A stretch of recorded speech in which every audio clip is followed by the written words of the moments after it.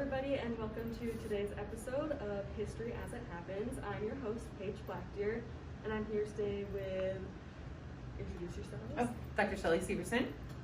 Luke Madsen, principal. Tom Chambers, former principal. Okay, so to further that, let's have a further introduction on yourself. So Mr. Chambers, you were the old principal, so tell me a bit more about that. So I was principal at Black River Falls High School from 2010 to 2021. I was the assistant principal for 2 years prior to that. So former German teacher. Sweet. And Enjoying retirement. enjoying retirement very much. Perfect. Mr. Madsen? So this is my first year at Black River Falls. First time being a building principal. I was an assistant principal previously. Also instructional coach at Rochester Middle High School for several years, and that's where I'm coming from. So super happy to be in Black River Falls and love it. Good. And Dr. Severson? Sure. This is my 9th year as superintendent in Black River. Prior to that, I was an elementary principal for 11 years. And I was in another district for 2 years as an assistant principal, and then I started in education teaching music here in Black River Falls. Sweet. Okay, so moving on to the main portion of the interview. In the past 2 years, we've seen a lot of changes in the school and in the world. So today we'll be talking specifically about in the school and the education system.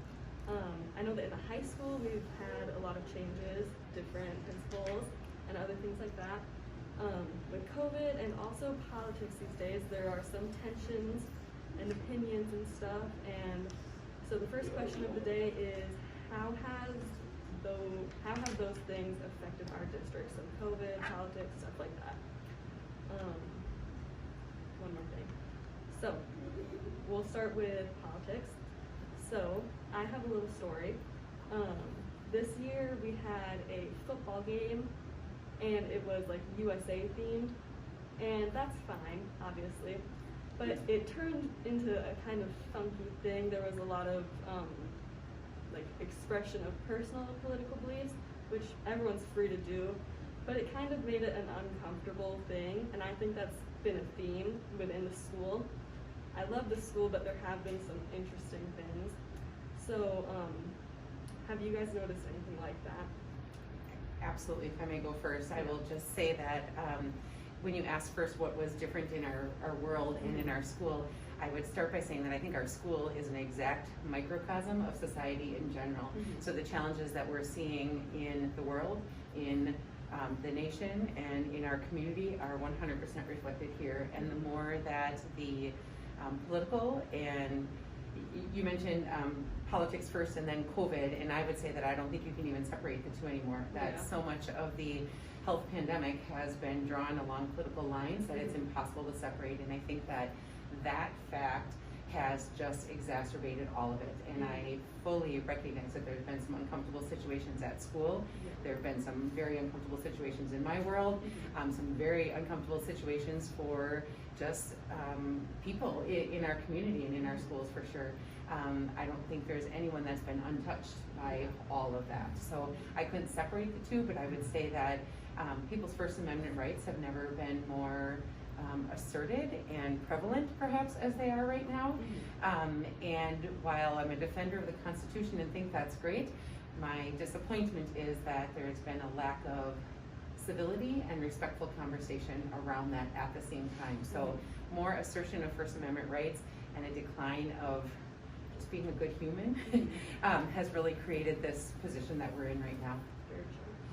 Mr. Madsen, any thoughts? Yeah, I guess Dr. Severson touched on something I was going to mention, and that's I don't know if I can point to a date, but it seems like maybe 6 or 7 years ago, we really started to lose the skill or the ability or the willingness to listen to the other side. You know, we just shout at people without considering maybe the other viewpoint. It's just I'm waiting to talk, waiting to share. And as a classroom teacher, I taught Spanish for 16 years, not German, but another language teacher. we spent a lot, I read a few novels with kids, and one of them dealt with immigration. And that can be very hot topic-y, right? And we would talk about the most important thing we're going to do when we have these discussions is listen to each other, because that doesn't get modeled from the top very well, and we see that in our political world. Mr. Chambers, any thoughts? I definitely agree with both Dr. Severson and Mr. Madsen, and the not only the ability to listen and to hear what other people are saying, but also to respect that and to respect difference and come to a compromise, or some type of a compromise, or some type of a understanding that I'm going to respect what you have to say. I'm not going to agree with you, but let's look at where are the areas that our opinions can cross over, and what can we come up with that's going to be a solution to a problem that we have. That's not going to please me 100%. It's not going to please you 100%, but it's going to get us to go forward. And I think that's one of the real skills. If you look back at politicians, for example, from the past, the John McCain's and even people like George W. Bush, who has become very good friends with former Democratic presidents. And so you look at people who were able to come together and come up with solutions, even though they're not necessarily one side's complete viewpoint or the other side's. It's what makes a democracy function, and that's what we're seeing today. Is democracies aren't functioning, autocracies are functioning because they are able to say, this is the way it's going to go, it's this way or no way. And quite frankly, a lot of the autocracies are starting to eclipse the things that we are able to accomplish because we're not coming together as compromising people.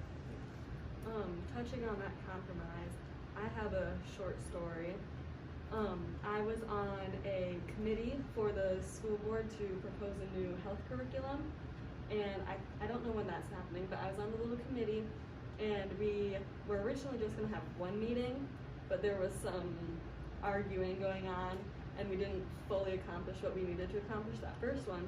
So we just recently had the second one, and what we accomplished, Mr. Young Thunder asked me, Theta Dalcero, and Dylan Olson to be student representatives, and I feel like we accomplished what we went there to do. We shared our piece, and we did eventually come to a compromise. It's still up to the school board, but we elected to have a slide on gender identity and sexuality in the 7th grade curriculum, which I think is pretty good, but that's up to the school district from here. But I think it was nice that we were able to come to a compromise because the different viewpoints were very different, and we were able to come to. And if I may, I know you didn't ask, but if I may, I heard fabulous things about the advocacy of the students, and some of the same people who were on opposite sides of the issue were swayed because of the voice of the students. And so I felt that was a remarkable example of making sure that our schools are designed to serve the students first, and that the adults need to rally around that. And so I appreciate your willingness to serve on that committee. Mrs. Sullivan, Dr. Sullivan just said, well, those kids carried the day. They absolutely carried the day. Sweet. So thank you for that. Thank you. Okay. Moving away from the political part. Far away. Yes. Not too far. Okay. So let's go into specifically how COVID has affected the school and the district in general. So Ms. Severson, if you'd like to start, what's something you've seen? Just the exhaustion. People are just so tired of it, right? Again, we're that microcosm of society. The science hasn't necessarily changed, but everyone's interpretations are very, very different. And as CDC changes their recommendations, there are some people that say, yep, they're following the new science. This is a new strain. Science doesn't land at a solution and say, we're never looking at this again. We keep digging, right? And so as CDC has changed their recommendations, others have taken that as permission to say, told you they were wrong, told you they didn't know what they were doing.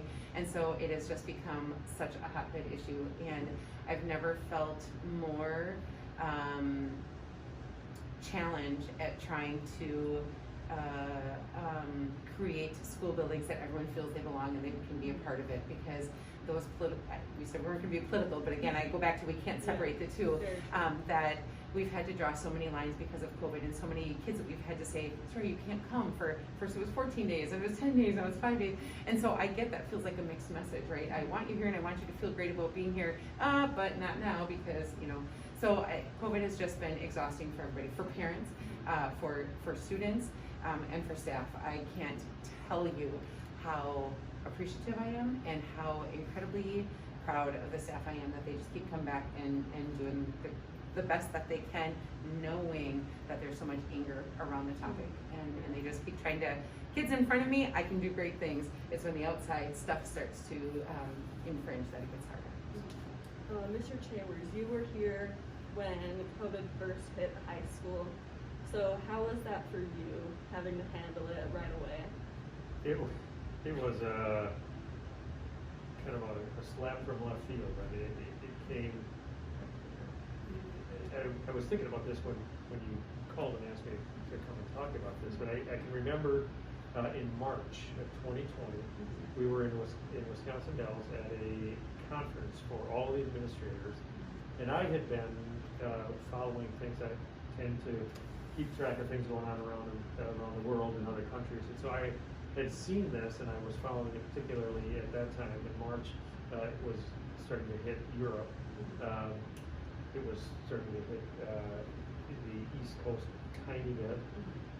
And I remember sitting around that table and talking about it to all of the administrators at the table, that, hey, this is coming.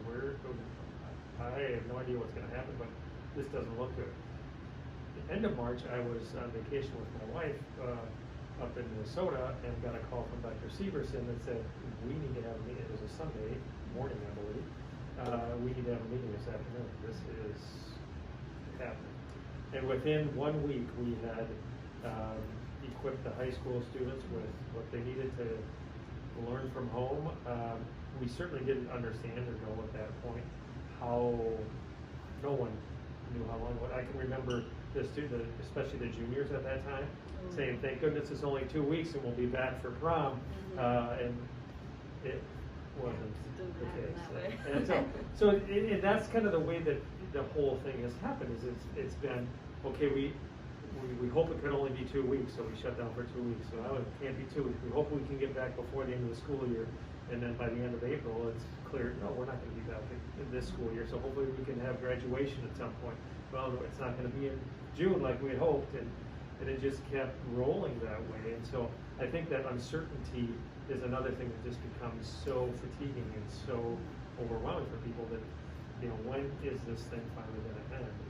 I think if you go to the educational side of things, we were fortunate because we had been using technology quite a bit in the school prior to that, but we were in no way prepared for the amount of technology that we needed to depend on, and we didn't understand the huge challenges of engagement with students with no contact, and so that was very, very difficult. And just for context, I think it's very interesting because it was a Friday that the state of Wisconsin decided that they were closing. You had to close by that following Wednesday. And I remember I was at the district office, and one of my elementary principals called me and said, so are we going to go to school through Wednesday, or what are we doing? And I said, oh, what? Like, we had the announcement was made to the general public that all schools had to be shut by this at the same time we knew about it. And so it was just such an instantaneous response. I remember every week I would get on my statewide Zoom, and by like, I think it was probably May when they told us that September wasn't going to be normal, and I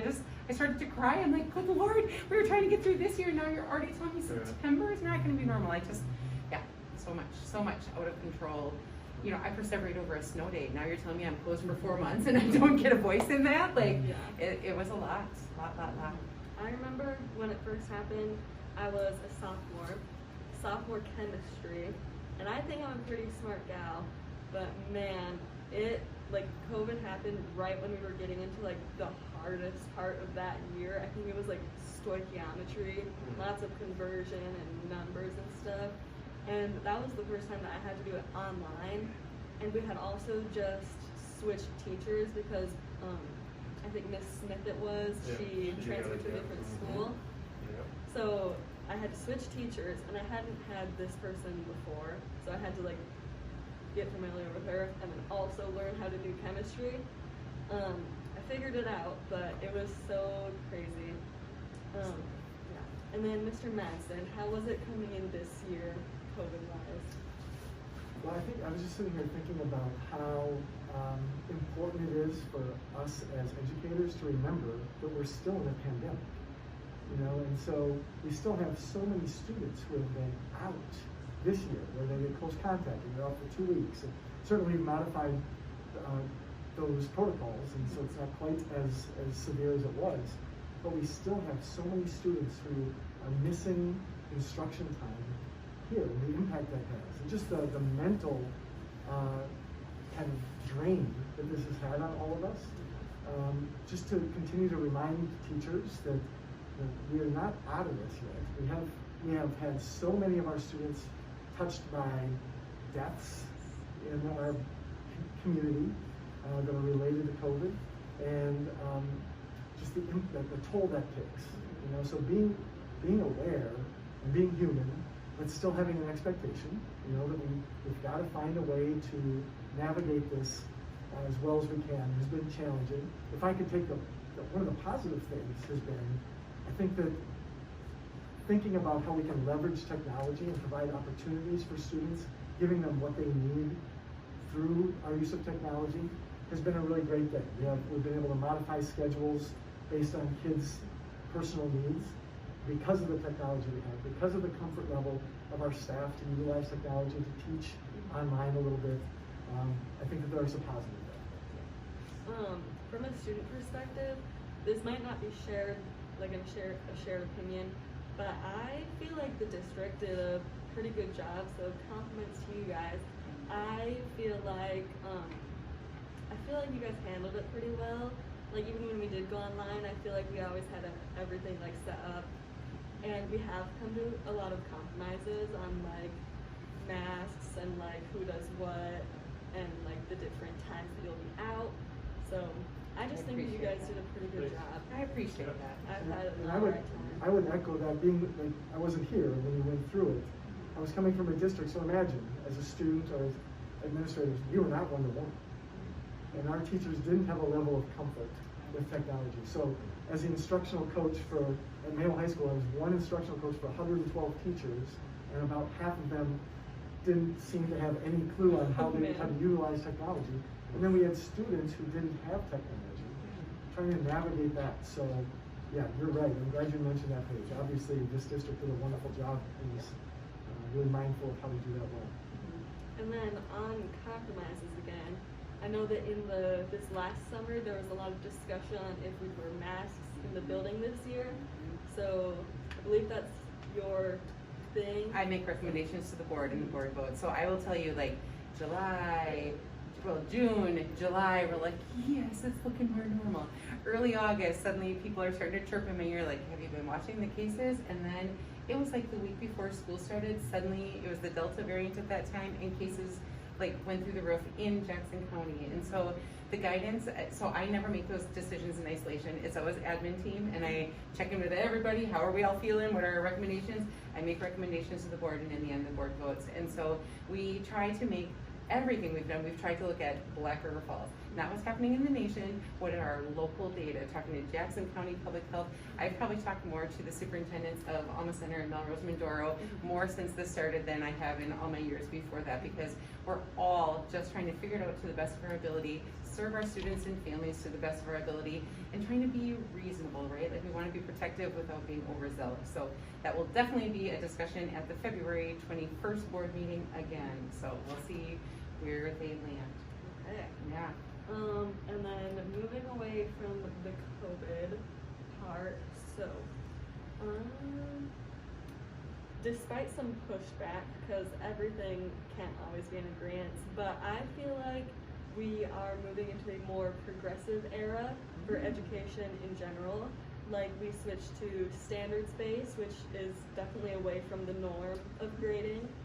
And I feel like the teaching has gotten more inclusive. Like I know for Mr. Bricken and Mr. Younghunder, they do First Nations now, which is important. for the AP US history, they started including Native American history before it was colonized. And then another thing is that I think we have some more diverse role models in the school. Like we see more people of color, more women, stuff like that. And different like personalities. Like I haven't had Miss Stanton for anything, but I feel like she is a great lady. Like something that She will be your really, cheerleader for sure, yeah. right? And like I don't know, I just never really seen a teacher like that before, but she's so great. And then I love with your that, perspective. Thanks so much for sharing that. and then again with that, we have a lot of young teachers, like a lot. And with the older teachers, I think that they are becoming more aware of how things are nowadays. So, do you guys have any thoughts on that in general? Happy to be like this? Or they're just appreciate- leaving once they get old. Right? That's so great for me to hear those perspectives and those things, because all of the things that you touched on were very important to me, and I feel that we have worked very hard to try to become more, as you put it, progressive with the standards-based grading. That was a long process working on that, and so it's great to hear that's being recognized by students. And I have had the conversation with my wife several times. She was a former teacher as well, and she taught a little bit longer, stayed in education a little bit longer than I did, and she said that last year she would sit in the staff meetings and listen to the other teachers talking, and she's like, they're talking different now. Those kids are, and so you do, as you get older, you lose touch with the way things might be now, and so I think it's very important to have the youth and the perspective, but also to be open, as you said, if you aren't in your first couple of years, to be open to, hey, these are the trends, and hopefully it's research based and backed up, and like standards-based grading is, and you move forward with that. So that's great to hear. Yeah, I was just going to say that, thank you for saying that, first of all, but we spend a lot of time in in any PD that we do in our building, any staff meeting that we have, anytime we're together as a staff, it's clear what our focus is, that we're going to focus on equity and what that means. I define it as giving students what they need, right? So I think you started your PD last week, right? Yep. Everyone is doing really great. Just make sure you're enunciating and being very loud, because we have that thing in the background. But other than that, you're sounding great, doing amazing, looking great. Thank you. Is there a makeup puff or something coming at me soon? Don't need to sweat on the floor. Okay, we ready? Yep. All right, go ahead. So at our PD on Friday, after hearing all this from us, and not that our staff wasn't brought in already on the importance and the value of being more culturally responsive, having an equity focus, we heard from our students in a panel discussion that was facilitated by Sheena Mundy, and it was all students of color, and her talking with them about their experiences in our building, about microaggressions that they feel, either they hear it or they see it or they feel it, and or more explicit things that kids are hearing from other students. So in some cases, students sharing that they're hearing racially charged language in front of teachers, and teachers aren't addressing it, and that was powerful. And so we hope that for those teachers who are kind of thinking, well, really, I feel like I'm doing this already, that this changes their focus, and they hear from our students that just because we perceive that we're doing it well, maybe we can do it better, right? And so that was really great. Okay. Moving on from that one. So, I'll have two different sections. So first, we're going to talk about what we think is going to happen in our district and the high school specifically, so the future, and then aside from that, what do you wish would happen? Because sometimes those two things Aren't the same. So, personally, I think that the future of the high school, I feel like right now it's a pretty positive outlook. Obviously there's going to be some struggles along the way, but I feel like we're moving in a good direction. And for me, my wish matches that. I hope that we can get to a point where everybody's more comfortable, everybody's getting what they need, stuff like that. Anybody? I'm happy to go. So my prediction, I agree that I feel like there are so many indicators that we're really moving in the right direction. Student spirit and feeling of belonging and their willingness to just be silly and get involved and support their classmates. We went through a couple of years where that wasn't really as prevalent as it had been in the past, and I think that there's a lot of people that remember high school as some of the most fun times of their life, and COVID has certainly made some of those things so much more difficult. And so I hope that as we can start to get a little further away from COVID, that people decide, not just I'm like, oh, I don't have to wear a mask anymore, but I am like all in. I want to do all the things we weren't allowed to do, and I want to have a great time doing it. So I think we're on this great trajectory, and as much as I appreciate Mr. Chambers and having this conversation today reminded me why I respect both of these gentlemen so much, I'm super excited for Mr. Madsen and Mrs. Penza and the work that they're doing here, leading the charge. There's just a lot of enthusiasm, all things pointing in the right direction. My wish absolutely aligns with that as well. Except I hope our achievement mirrors that forward trajectory, and I'm confident they move together. So I really believe they do move together, so both will happen. And when you first asked that question, I thought, well, I really can't make very many future predictions, and I'm not really in touch with the way things have developed, because I've not wanted to get in the way and not wanted to be, I've kind of chosen to remove myself. And so I really don't know where things are right now, but just in the conversation today, hearing the things today, I am very encouraged, and I think, as both of you said, that once things change with the pandemic and once things become more less restrictive, I think if there is that momentum already happening, then you're really going to see the momentum go. And my big wish too is that that achievement that we have strived so hard for and had so many challenges moving that needle, that moves right along with that engagement and the excitement. And so I'm glad to hear that, and that would absolutely be my wish. Now I'll start with my wish first, okay?